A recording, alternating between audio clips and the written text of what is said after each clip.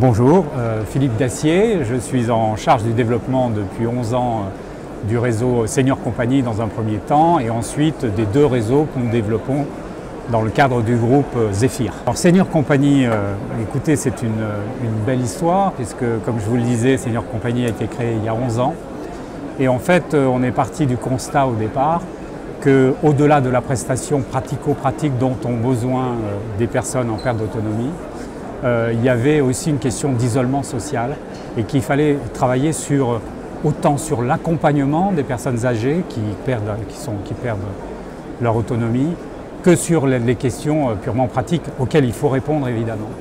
Donc c'était une belle mission. Nicolas Urtiger qui a créé Senior Compagnie, qui était un jeune chef d'entreprise à l'époque puisqu'il avait 25 ans quand il a créé ce concept.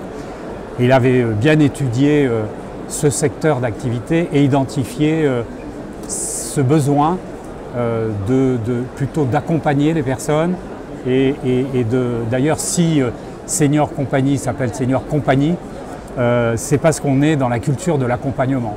La franchise, on a 92 franchisés Senior Compagnie et puis après nous avons des franchisés Freedom et les autres réseaux dont on s'occupe, mais on va parler plutôt de Senior Compagnie qui est notre principale activité.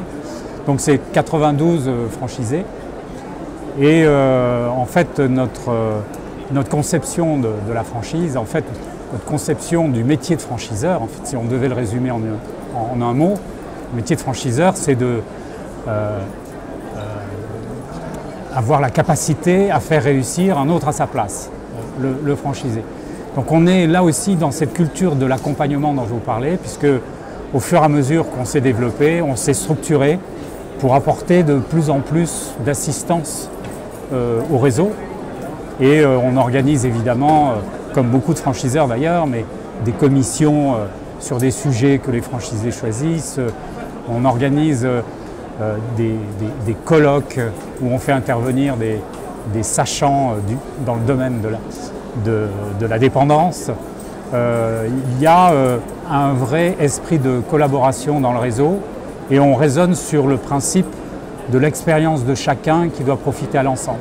Alors le profil d'un franchisé, moi je dis toujours qu'on ne peut pas exercer ce métier si on n'a pas au minimum un regard bienveillant sur des personnes qui sont âgées, fragilisées, handicapées. Donc il y a évidemment cette dimension humaine dans notre activité et c'est moi en tant que responsable du développement, c'est ce que je cherche à identifier en premier lieu chez le candidat qui va se présenter à nous.